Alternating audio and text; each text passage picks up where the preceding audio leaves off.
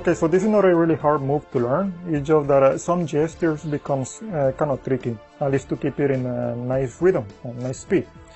Anyway, this is how it works.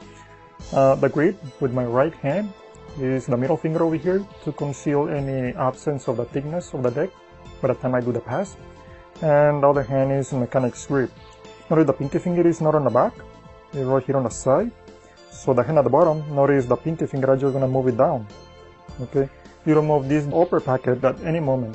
When the bottom packet moves, notice I'm just moving down the pinky finger. And notice this short side of the bottom packet. This is sliding through this bottom section of the upper packet. It's not the long side, it's the short side. So you have to lower down the pinky finger so it slides through the bottom packet. Also, this hand has to move towards the back just a little bit. But it is imperative that this upper packet must remain there. Don't do this gesture. Do not move towards the top. Okay? Just let the bottom packet do its move.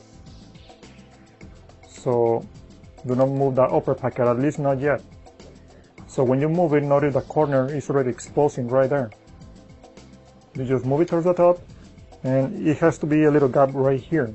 Do not leave it flush, because if you try to move this bottom packet right over here, this part of the fingers, they're going to be in the middle of the way because these are the closest part of the deck. So this middle section of the hand is where you have more gap, more space. So you can move it quickly, right on top and spread. Now, since you don't have to square, you just let the gravity square itself in the process of spreading. Okay? So this is one of the many gestures. Now this spreading gesture, I think, is the most subtle, the best looking, at least as far as I know, but you can also do the shaking, but the shaking doesn't look quite natural, at least you do the ace performance as I did it in the beginning of this video. And that's all it is. Just lower the pinky and move just slightly towards the back, about 1 inch. And do not move this upper packet. That's it. Notice the corner is showing. Leave it there, because if you try to square those two packets right away, the finger is gonna be in the middle of the process.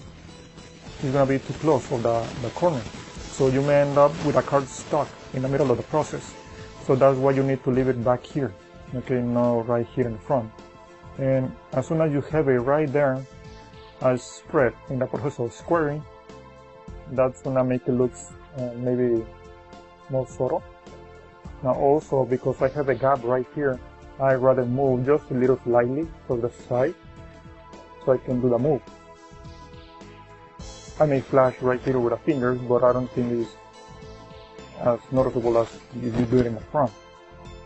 Now there is a counterproductive issue. When you do this pass, notice I'm showing the card, the 8 of hearts, and I keep the pinky finger right over the selection.